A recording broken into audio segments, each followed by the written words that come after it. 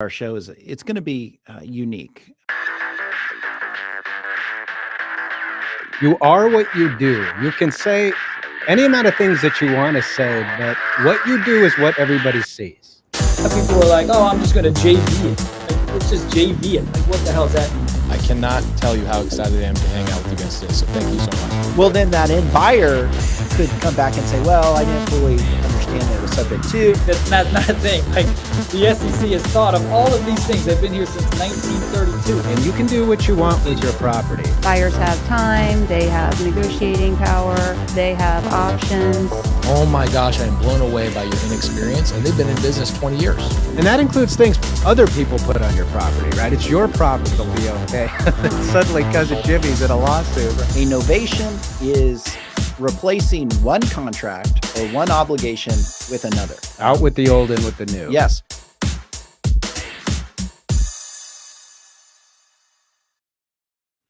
Good morning, everybody, and welcome to the show. Today, our topic is the ins and outs of land investing. I'm Andy Fowler, and I'm here with Sean St. Clair. If you're new to the channel, make sure to subscribe and like the channel. You can find it on YouTube, Facebook, and X, and on each of those platforms, you can find us at the handle @InRem Podcast. That's @InRem Podcast. Go there, like, subscribe, helps us out a ton. Also, you can download an audio version of the podcast if you don't like to watch or take time sitting, watching kind of the visual component of the podcast. You can listen while you do yard work every Saturday. So go to Spotify, Apple Podcasts, or whichever podcast platform you like. You can go there, download it. Helps us out a ton. With that, we're going to go to Sean, who has our legal update. Thank you, Andy. So my legal update today is, what is a treasurer's deed and when should it be used? So a treasurer's deed is a deed that's actually signed by the county treasurer following the successful foreclosure of a tax lien for unpaid property taxes. So in order to obtain a treasurer's deed, you have to start way back in time, over 3 years back in time, when the owner of the property fails to pay their taxes. And as a result of that failure, the county has the ability to basically auction off the tax lien. And so they have auctions every, couple times a year. And you can go to that auction and make a bid to purchase the tax lien.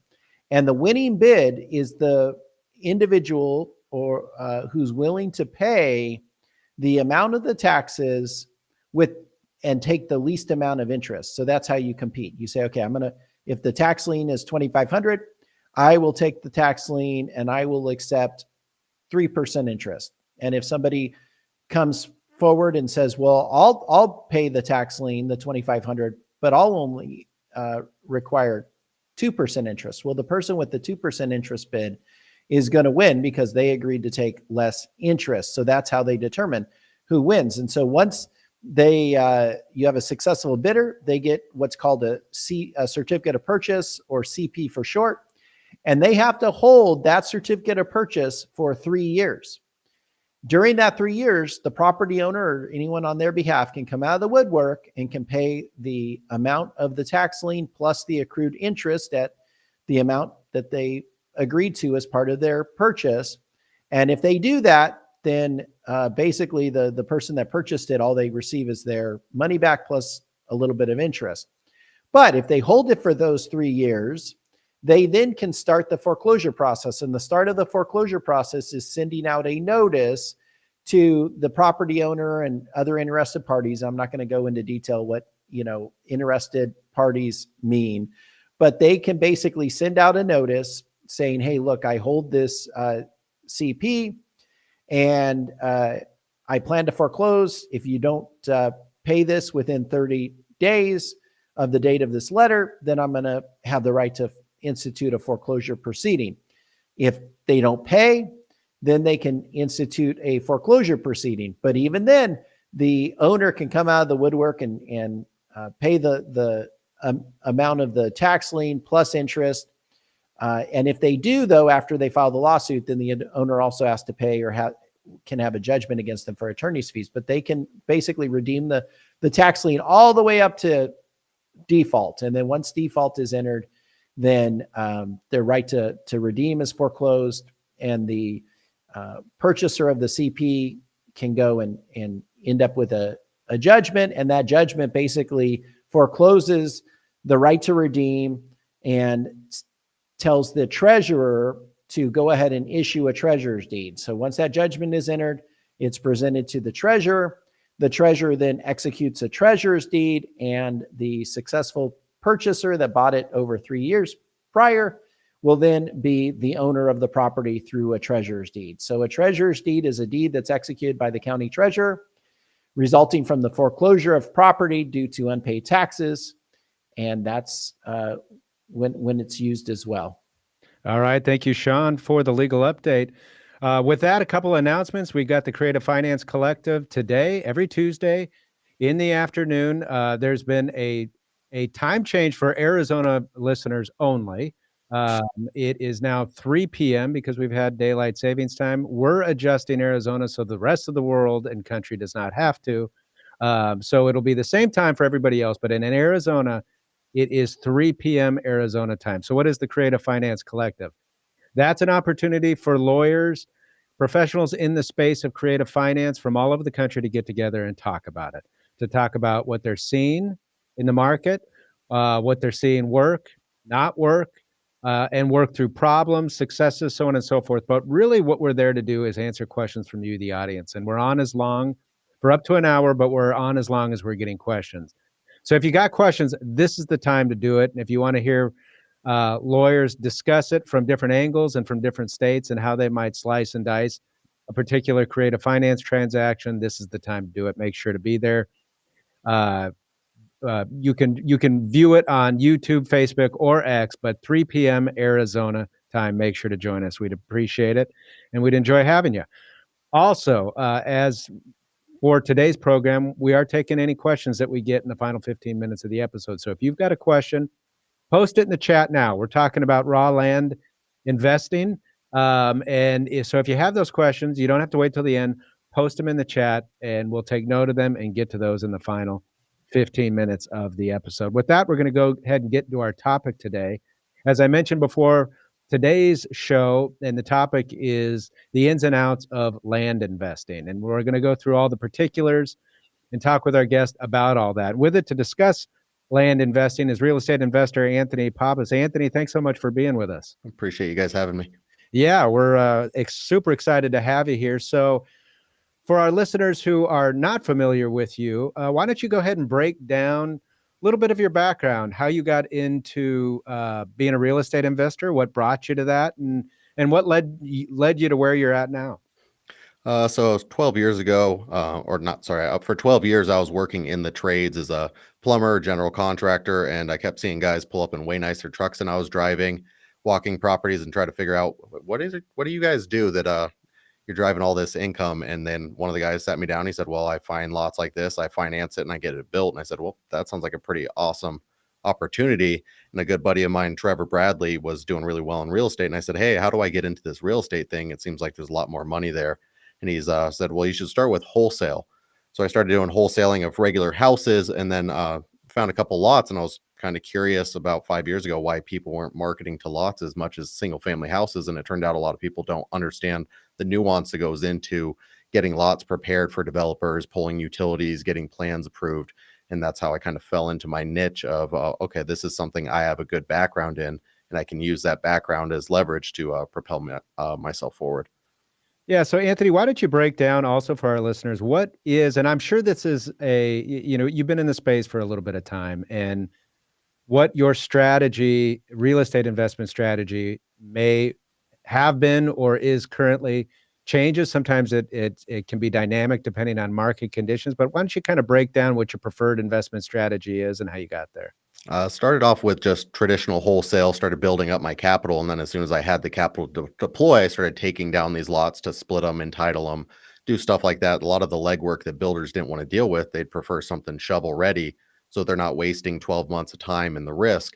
And that's the niche that we started to fill, was coming in and getting these lots prepared for builders so they can just start building as soon as they take ownership.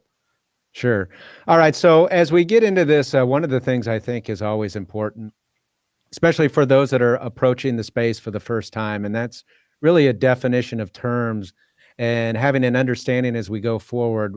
What is it that we're talking about? Because I think everybody, when we talk about land, I think everybody maybe has a correct conception of what that means. But let's talk about it. To you, when we say raw land, what does that mean? Define that for us. So raw land just can be something that's maybe it has zoning, maybe it doesn't, just outside of a major city. And then from raw land, we go into entitled land, where it's something that we've got zoning on, we've gotten some plans approved, and then we'll go into getting utilities pulled in, and then we get to a finished lot, which is where a builder can come in and just start building a house right away because all the legwork has been done. What a lot of what we do is trade paper lots or entitled lots, where we go get those plans approved, get the lot split up, and kind of do all that legwork, because a lot of the builders will pull their own utilities. It's great if we can get a lot and get a well installed and get some septics and stuff like that done, but a lot of what we do is just trade paper lots, which is just kind of our sweet spot. We also hear people talk about vacant land. Mhm. I hear that term thrown out there a lot. What would vacant land encompass? So I feel like that's a very broad term that kind of, because to one person, vacant land could be an infill lot in town, which is a small lot in a neighborhood that's already, well developed, compared to also vacant land could be 20 acres in the middle of Tonopah where there's no power, no water, nothing. So it's a very broad term that kind of covers a lot of different land types. And I think that's something that a lot of people struggle with when they first get into land investing, is understanding the different types of land and what goes into getting something from raw or vacant land to where it's actually usable for a builder. Well, and I think, what's interesting, and we'll get into, kind of how you value this, but I think a lot of folks just think, I don't see anything on top of the land, so Mhm. therefore it must be raw land. But there's a lot of things that you mentioned that have gone on or may need to go on under the surface of the land that directly impact probably the current value of the property or what it could be. Some of those are side improvements, like you mentioned, Mhm. utilities and everything else. It sounds like to you, raw land in its truest form is land that hasn't been touched yet. I mean, almost essentially. Exactly. Yeah. When we're looking at a lot, if it's raw land, it's got nothing of value. It's just a piece of dirt in the middle of nowhere, or piece of dirt in town that hasn't had any of those major improvements. Like a lot of what we do is we find a lot normally through cold calling, direct mail, some pay-per-click stuff on Google, and then we'll get it in contact with the seller, and then we start assessing it. Have they done an Alta survey? Have they done a perk test if it needs septics? Have they done a phase one environmental report to make sure there's no issues with past uses? Then we start kind of running through the due diligence period, get a good idea of what the lot's looking like, and then what's the highest and best use. We love to find land that was zoned for residential that we could upzone to commercial or multifamily, so we can kind of force appreciate the land in that way. So break down for us, the casual real estate investor loves to go find some random form online when they shouldn't, the ones that have just jumped into the space. But there are real appreciable differences in what purchase contracts look like, from residential to commercial to whatever the case may be. How does a purchase contract on raw land differ appreciably from, just say a purchase contract with, a home or a structure on it? A lot of times the feasibility period, the disclosures are also very important. We like to have entitlement clauses in there too. Sean has helped us with all of our contracts, and I can't express how important it is to have a properly documented agreement in place. So if things do end up, unfortunately, going to litigation, you are well protected. Because if you're shelling 30, 40, 100, $200,000 to get a site entitled and approved, you want to make sure you're well protected, because the last thing you want to know is there's some little contingency clause that allows the seller to get out. Even just having stuff like specific performance and clauses like that in there protect you as well, because we've had too many sellers where we've gone out and paid for an Alta survey that was $2,000. A topography report on top of that's another like 600 to 800, depending if they're doing it at the same time. And then we're paying to get with utility providers, and there's so much time you have invested, and for someone just to be able to back out because you didn't have a good solid agreement in place is kind of a fool's errand. So you've used some different terms there. So let's start with a survey. Mhm. When someone goes to buy a residential home in a subdivision, they never obtain a survey. Right. But on vacant land, I use the term vacant land, probably not very articulate. On raw land, for example, a survey is generally going to be necessary. And so talk to us, what is a survey and why do you want that for land as opposed to a property that already is subdivided with a structure? My biggest thing when I'm looking at a lot is why hasn't it been developed, especially if it's in town. And there could be an issue with a boundary, an encroachment, a utility easement, something cutting through the property that and other people have found out and passed over the lot and intentionally because they found out about it. And unfortunately, sellers are not always as truthful as they should be with the issues regarding their lot when they're trying to sell it. So there's a few different types of surveys. Some people just do a boundary survey and they just want to know where the four corners are, and that's good enough for them. We always do an Alta survey, which shows those encroachments, those easements, any issues that may be affecting the lot before we make a decision, because they dig through all the records. They pull up when you get your prelim from the title report, they'll dig through that and check everything out to make sure that none of those things that are showing up in the Schedule B items affect the usability of the lot. So we're big proponents of Alta surveys just to get as much information so we can make a wise decision before closing on a property. In my experience, one of the problems that I see most often with land outside of city limits, right? So you're talking raw land, is fencing. And, people think they own certain land and they go and they think the boundaries are in a certain location. They go and put, these wire fences out there, and they're not at all accurate. And then the survey shows you, right, that they're not at all accurate. And so now you have an issue where either your fence is on their property, their fence is on your property. When you come across that, what's kind of some solutions to resolving that? So it depends on how long the fence has been there, because I know there's some issues if it's been there for 10 years or longer that they have, an adverse possession claim. Thankfully, we just beat one of those recently with your guys' help. But yet we've had it too where we've bought the land back and paid to have the fence moved on certain deals in town, because some people just think the fence has always been there. That's their land. But we've been able to go in and negotiate with the neighbors saying, hey, you're over the property line. You don't have an adverse possession claim. You haven't had the fence up that long.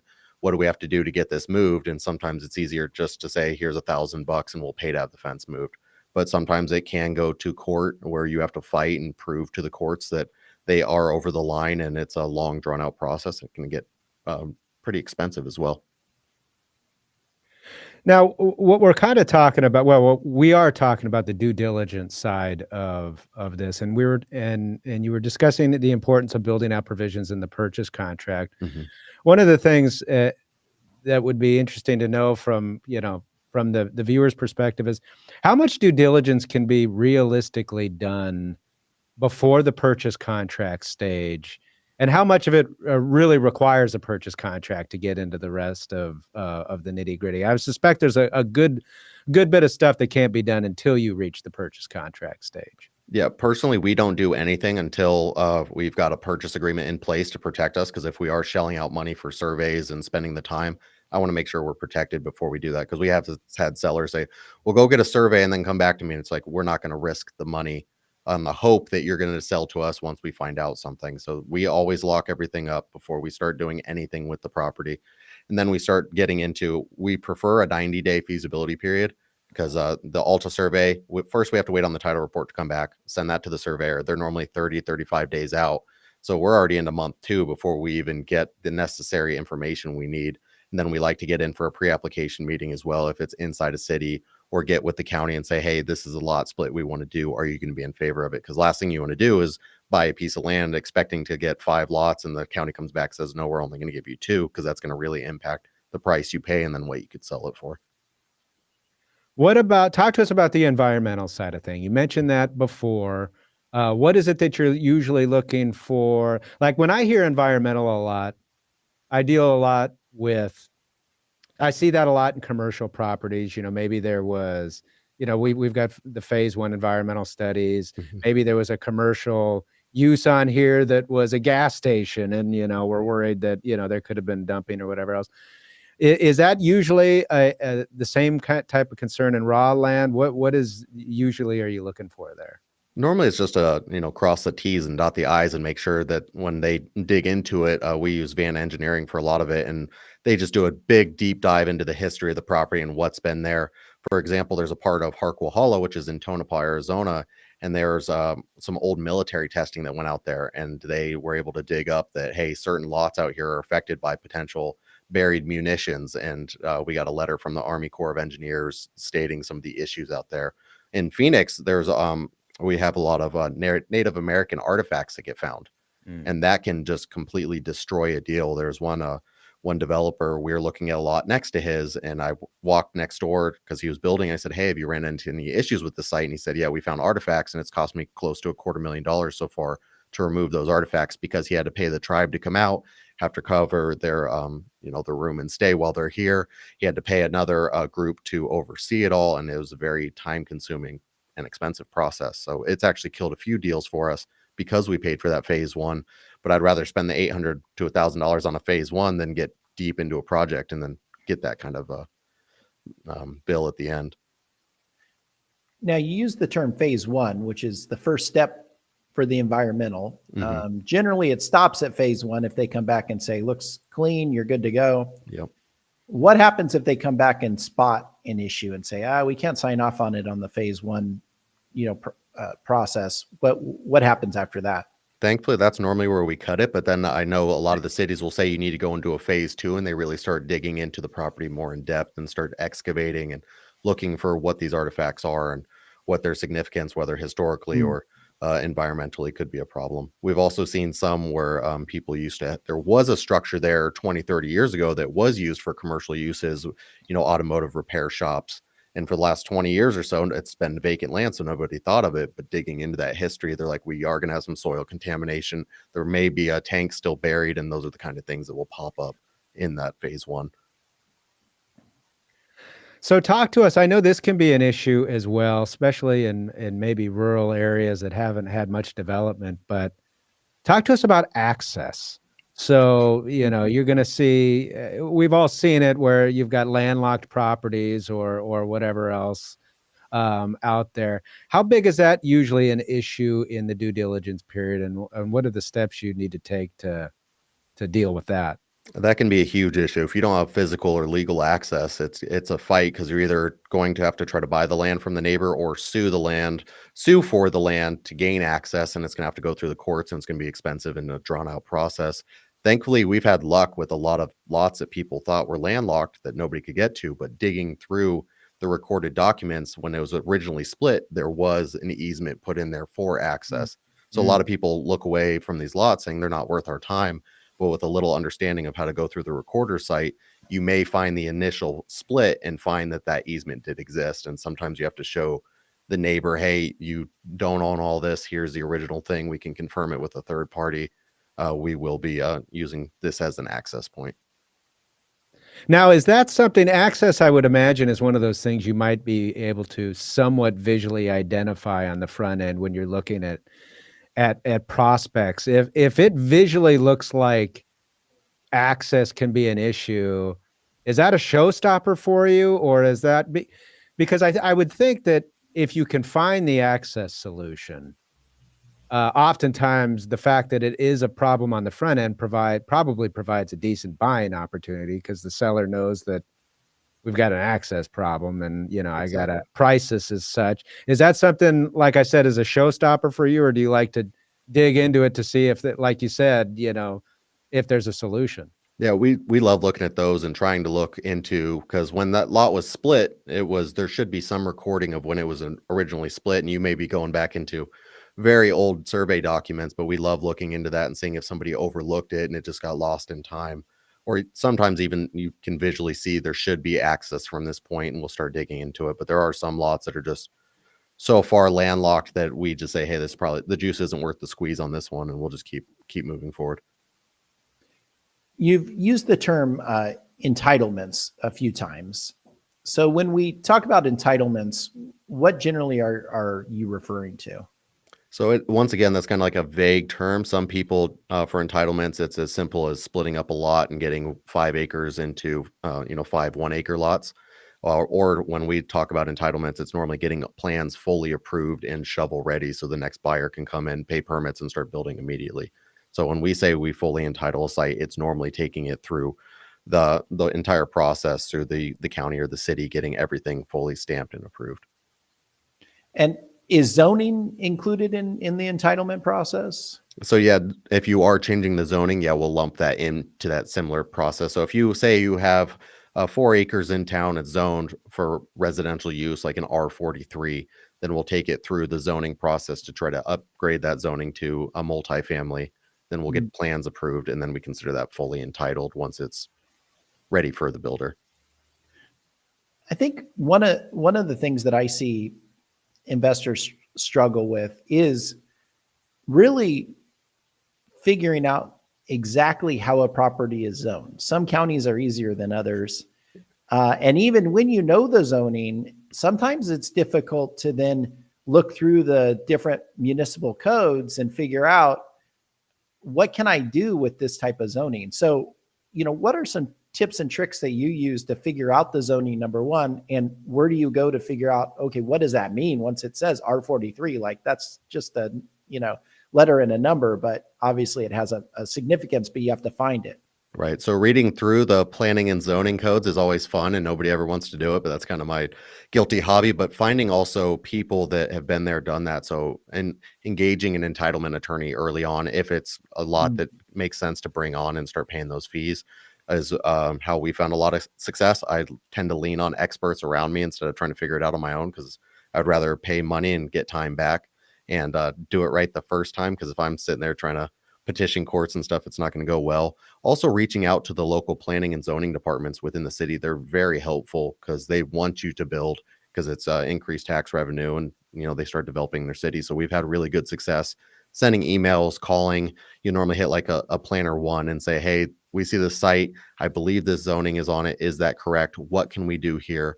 Is there anything we need to know before closing on this? And they're very, very helpful in most cases, because they realize that you're trying to do something good for the city. If you have to rezone a property to make it fit, your investment criteria, what are we talking about time-wise? Depends on the city, the county. All of them move at their own pace. Some I've heard people get through in 6 months. From my experience, it's always been 8 to 12 months plus, just because it has so many steps that you have to go through, especially with the city of Phoenix. It's so overlogged with different cases. You can sit in that queue for quite a while, and it depends. Is it a conforming use that you're changing the zoning to something that's already what they want for the area and in their future plan? Or are you going to go non-conforming and try to fight them and prove to them that you should be allowed to do this? So if it's a conforming use and that's already in their plan for that, it's normally pretty quick. If you're fighting them, there's no guarantee. And when you start going to city council meetings and stuff like that, you can get chewed up pretty quick by people that maybe don't want a 5-story apartment next to their single family home. So you've talked about the due diligence that goes into this, the time that it takes for zoning, the investment that it takes in figuring out just the investment it takes in figuring out whether things can be done, let alone the time and money that it takes to get it where you need to go. So there's a hefty financial commitment that goes on early on in this. So break down for us. You have to have some analysis as you approach a property. Right. What is a good one worth going after and what isn't? So break down for us when you're trying to identify a lot, raw land that really, gets you excited. What does that look like? So I really enjoy the stuff that, so I go into the county data and look at a map of their future development and where I see areas that they want rezoned. Because then that, to me, indicates that they're going to be in favor of a rezone, because they're already showing that they want it. And those are my favorite, because I know we have the wind behind us pushing us forward because they want this rezoned. And then we just kind of have to reverse engineer it. If we got this many units, this is what it costs to build.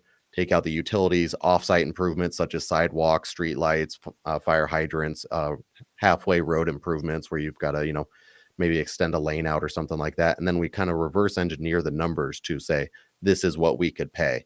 So we kind of just work everything backwards. This is our entitlement costs, everything like that. But it's that's kind of how we look at it. And I always encourage people to start with a small infill lot. If you want to cut your teeth with land, start with a small infill lot, figure out what it's going to cost to install a water meter or a sewer tap if they're not there. Move up to maybe a lot split. Maybe you find a lot that's zoned for one house per 6,000 square feet. It's a 12,000 square foot lot. Start with the simple lot split. Understand the process with the city or county, and then kind of expand from there, because the lumps will be a lot easier to take when they're a lot smaller financial risk. How important is location in this analysis? It's very, especially with what we do, where we're trying to get stuff sold off to builders. And there's a lot of guys in land that make a ton of money, buying 100 acres in the middle of nowhere in Texas and splitting it up into 5-acre lots and selling it off. So there are people that buy speculative land. That's not really what we cater to. But with our model, it's very important to have something in a good location where we're seeing active development. We like to see houses not sitting on market longer than 60 days, just to see that's a really good bullish area for what we do. And when you say speculative, like kind of land investment, when you say that, are we talking about we've moved out of the city center, the parcels of land we all hear about that are dirt cheap and out there, and we're speculating that population growth is going to eventually move out to there, hopefully sooner rather than later. Is that really what you're talking about there?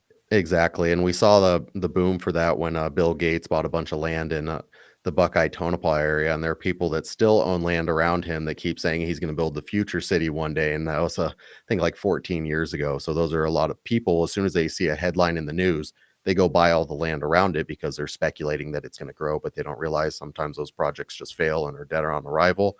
Or some of these big land bank companies are just buying land to stick cash aside and slowly wait, because eventually it'll get there. So talk to us about disposition strategy. Some of this might entirely be impacted by the market that's being given to you at a given time, whether you're deciding to buy up wholesale or do all the entitlements and the development yourself. What goes into that for you in deciding, what kind of disposition strategy you want to use, and is there a particular disposition strategy that seems to work the best right now in today's economic conditions? Right now, we're having a lot of success selling stuff on seller financing. We have the capital, so we will take down the lot, split it up, then sell off individual lots on seller financing. And that seems to work really well for us. A lot of builders kind of pumped the brakes over the last couple of years as they're not sure where the market's going to go. I think building permits are down about 3,000 compared to last year. So there was a big slowdown. But you have people like Ken McElroy, who's saying that's good for land investors because of the slowdown. Supply is going to keep dropping. Demand's going to start going back up. So if you can hold land over that time, but now we're getting back more into the speculative stuff. But if you're buying good land in good locations inside a major city, you're normally pretty safe. But yeah, dispositions, we look at how fast we can get our capital out. What's the biggest return on investment? So we got away from entitling like the multifamily sites just because it was so overbuilt in Phoenix that it doesn't make sense to do it right now. And looking for more of the stuff for the single family builders that seem to be more bullish, trying to build the $350,000 to $400,000 houses. Now, once you own land, so let's say you mentioned seller financing. So you sell land on seller financing, has no structures, no buildings, and someone purchases it and they decide, okay, I'm going to put a house or I'm going to put a commercial building or something on this land. How difficult is that? So it's pretty easy for us, unless they're, because I know some builders will want to cross collateralize the land against, say, a construction debt, and I won't subjugate to a second position. A lot of the smaller lots we're doing, the people that are going to build are a couple of years out. So they're just trying to get their plans approved, and then they normally cash us out before they build so that they can get that construction loan against it. On some of the bigger stuff, we normally stay away from the seller finance just because it's very tricky to get all those numbers to work. But yeah, the seller finance is normally like an acre and a quarter. And but we have had some people where they're like, hey, will you subjugate to a second? And it's just not something, not risk we're willing to take. What about the process for constructing the actual improvements? Like what needs to be done to actually put a structure, obtain a certificate of occupancy on land that doesn't currently have anything? So once you get plans fully approved and you're out of the entitlement phase, now you have to start bringing in all the private contractors to build this thing, or general contractors to build it. You got to bring in your wet and dry utilities. You got to work with the municipalities to cut open the roads if the main lines are in the road, or you got to drill a well. Next thing, you got to have the slab poured, and all of this has to be inspected throughout. Then you go into framing. That's got to get inspected and approved. You go into your interior plumbing, electrical, and then just slowly build this thing up. And it's normally, a 6 to 12 month process, depending on how good their crews are to get it there. So it's a very long process for them as well. So understanding where the market could land in 12 months helps you understand how the builders are running their numbers. When we were offline, we were talking a little bit about utilities. So talk to us about, the different options that somebody may have for the different type of utilities, depending on where the property is located, what type of city or county services are available, so, starting with electric, like what are your options when it comes to these types of utilities? If you are looking to build or even just invest in land as a long-term hold, it's really good to find something that's already with a power line nearby, because power is very expensive to pull. I know APS has some programs where they'll pay for like the first 2 poles, and then you got to pull it the rest of the way. But not having power is very expensive. With the improvement in technology for solar and batteries, that's another option you can do, but it's very expensive. And then once again, you're never really connected to a power grid, and you have batteries that slowly decay over time. So it's something to take into account. We prefer, if we're going to close on a lot, it has access to power and preferably water, even if it's a private water company or a well's drillable. But there are horror stories where people have drilled multiple wells and never hit water. So that's something to be very cautious of when you're doing your due diligence, is what wells are in the area, how deep are they, and what's the average cost going to be. Because a couple of years ago, we were getting wells in the 350 range, 350 feet deep, in the $35,000 price point. But now it's up to, the recent quote we got was $62,500, an 8-month delay. So if you're trying to build a house to turn and you're sitting there waiting forever for a well and your prices have doubled, it's something you have to be cautious of. What about things like trash? Do you have a trash truck that comes by, or what happens if the city or county is not providing that service out there? It's another thing to take into account that some people overlook, is, what do I do with my trash? Am I going to have to haul this to the dump, once a week? And that adds to it. Just like some people buy land and saying, oh, I can do hauled water. And then they don't realize how much of a pain in the butt that can be to haul water or pay a company to bring it to you. So that's something else to keep in mind. And that's why, if you're relatively new to land investing, try to find something with power and a source of water. And trash is huge. Does any internet providers service out there with the advent of Starlink? That does help. But do you have cell service in the area? And these are things to think about that some people overlook. Or how close are you to an airport or, a major railway, and what kind of noise is that going to produce? What about, this is also really a location question, but in Arizona, we have counties and then we have cities, right? They're different municipalities, and some cities sit within a county, but not always, right? Sometimes we have county islands, sometimes we have no city involved. When we're talking about the construction process, drawing permits, all of that, does that factor into the equation of okay, maybe we're not dealing with this city that we like, or a city at all. We're dealing with the county. This might draw out the time.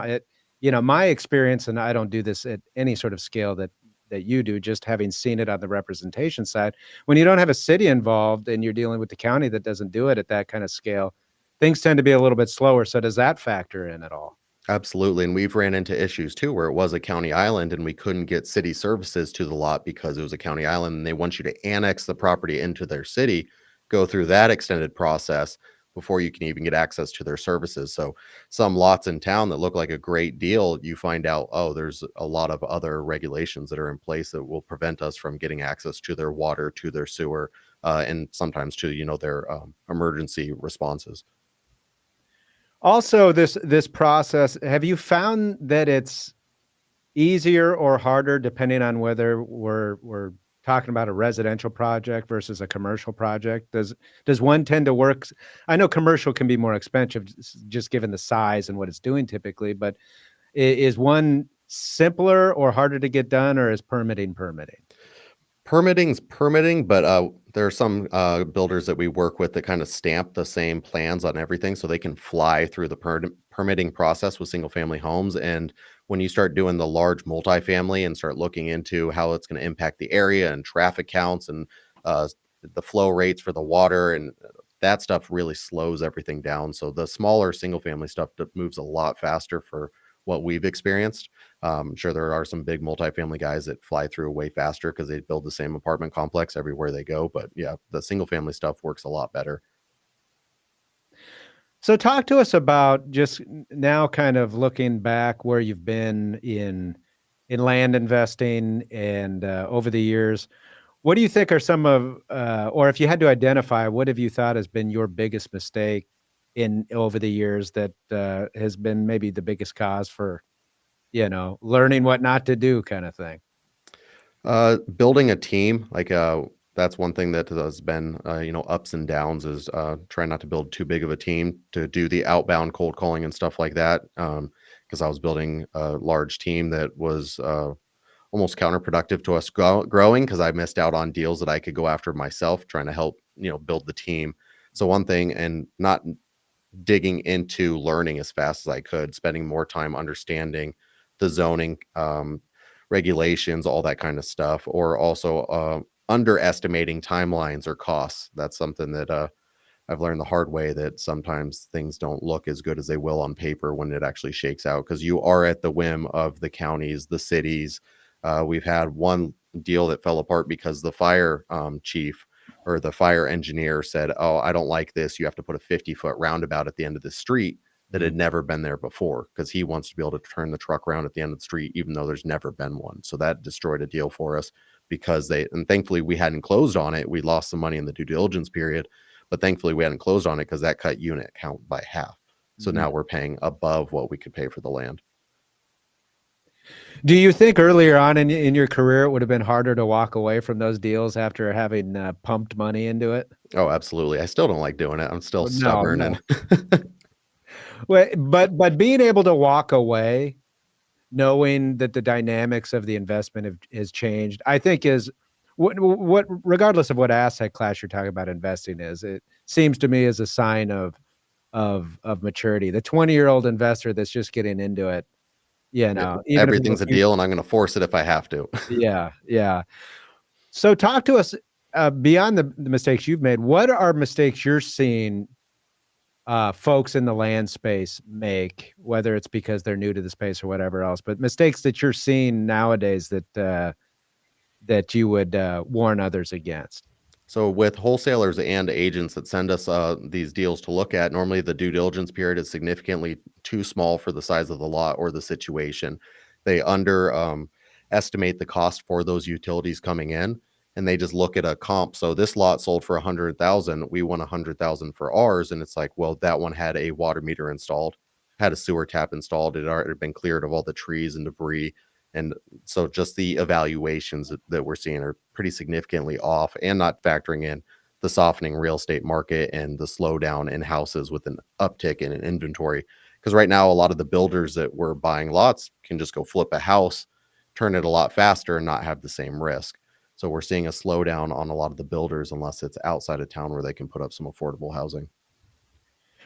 So all the talk in the real estate space, not the land space, but in especially the housing market, is we're in an affordability crisis. Mm-hmm. We've got interest rate crunches, but we have not received like a pullback in real estate prices. So you get high prices coupled with high borrowing costs equals major affordability problem. And it's not just unique to Arizona, it's unique across the United States. That's a message we keep hearing and seeing all over the place. Is it the same? Can the same be said with land? Is there any sort of comparison? What's the market like? I almost feel land gets hit first and recovers last. It feels like builders, as soon as things not in their favor, they shut it down immediately, and then they want to see that solid improvement before they fire it back up. Because of the timeline, it's so much longer. You could flip a house in 2 to 3 months. A house, if you're building it and it takes a year, the market could be significantly different. Next thing you know, now you're sitting on a house that you can't sell. You're having to do price reductions, and now you're under your cost to build it, and that can destroy a business really quick. So if you had a piece of advice to give to somebody who hears this and says, man, this sounds exciting. I want to do land. I want to kind of build my niche here and do this. If you had one piece of advice to give that kind of new investor, what would it be? Start small, start on the infill lots, cut your teeth with very minimal risk, because a lot of builders will pick up an infill lot without any survey at all. You won't have to be out of pocket, or if you don't have the money to do it, just make sure you have the feasibility period in there to give your buyer the time to do what they need to do, and they'll front all the costs. So we've done that with there's some larger groups we work with on big 380 unit apartment complexes where I don't have the funds to throw, $700,000-$800,000 in entitling the site, but they do, as long as we could factor in the time to get them needed. They'll take the cost, they'll take the risk, and then we're just kind of in the back seat driving along as they get things done. So the main thing with land is time and money. But if you don't have the money, just make sure you have the time and the agreement for the person you're going to try to sell it to do what they need to do. And kind of jumping off that, with a lot of the real estate investors we've had on the show, especially the wholesalers, which I know that you've been one and will do if the deal's right. They talk about the importance of finding good mentors, finding good people that know what they're doing, spending time with them, learning how the deal is done, joint venturing with them, bringing in people that, have capital, can do it right, can show you and walk you through that. Would you say that's an important piece of if somebody wanted to get into the space of land investing to do? And if so, how would you recommend they go about getting into that, or kind of facilitating those relationships? I've seen so many deals fall apart because somebody wanted every last bit of the deal to themselves, but they're going to get a whole grape instead of, a half of a watermelon. That old analogy. And building a solid team around you is worth its weight in gold. And joint venturing with someone that's been there, done that's going to save you not just time, but money, because they'll look at a lot and say, here's the issues we're facing. This is why we need the price where we need it. Also getting good experts around you, whether it's attorneys to draft the right agreement. So when you're doing these larger deals and giving someone else control of the deal, you're protected as well, because normally you're going to have to put some skin in the game. So you want to be protected. Getting good entitlement attorneys that you can trust, that you can pick their brain and say, is this actually feasible? And just leverage all the experts around you has been how I've found success. I'm not a genius by any sense of the imagination. I just put great people around me. Yeah. What do you think is the best way for somebody new to the space to go rub elbows with the people that know what they're doing? Is it just as easy as trying to go to any mastermind there is, or any sort of meetup that there is? Is that what it's all about? Going to the meetups is huge. I mean, you guys are always at a lot of different meetups in town, so people could go meet you face to face and say, hey, I ran into this issue where a seller backed out. What could I do? And you could say, well, we have this provision in our contract that would protect you next time, and we could force that through. Calling builders saying, hey, can I be an asset? Because a lot of these smaller mom and pop builders don't have an acquisition team. They don't have, cold callers calling for them. And that's where you could provide value. And yeah, you're going to probably make less than if you locked it up yourself and did all the things, but you're going to get more experience, especially if you meet a good builder that you can say, hey, I'm trying to learn land. What can I do to be an asset for your company? And that's kind of where I got my start, as cold calling builders saying, I want to be an asset. What can I do to provide value to your company? And then I started off with super small assignment fees. And next thing you know, you understand it, so you can buy them deeper and you can build up that net worth. Well, Anthony, this has been really good information. We really appreciate you taking the time. Why don't you tell our listeners how they can connect and find you? I'm pretty active on Facebook, Anthony Pappas. Instagram, it's A.D.Pappas, Pappas. Or you can shoot me an email, info@mavroproperties.com. If you have a deal you're stuck with, or you're just trying to get some understanding or looking for a joint venture, we'll bring the capital, we'll entitle it, and then we work out a nice split on the back end for everybody involved. Cool. Anthony, well, we really appreciate you taking the time to do this with us. Let's do it again sometime. Sounds good. I appreciate you guys. All right. Thanks so much. With that, everybody, that is our show. Make sure to join us at 3:00 p.m. Arizona time for the Creative Finance Collective. And make sure to join us next week for our show. We'll see you then. Have a good day, everyone.